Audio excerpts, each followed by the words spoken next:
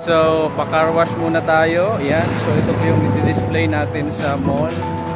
Ito po yung G50 Plus Lux natin. Ayan. So, ready na siya. Paliguan muna natin, guys.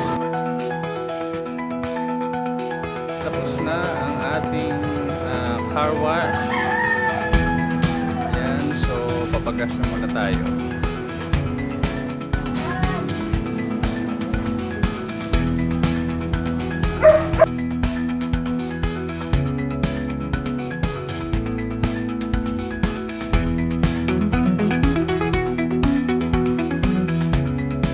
Right, so alas 11 na guys at nandito tayo ngayon sa SM Bikutan. Ayan, kakatapos lang namin ng pag-aayos dito sa aming display. Ito po yung G50 Lux natin.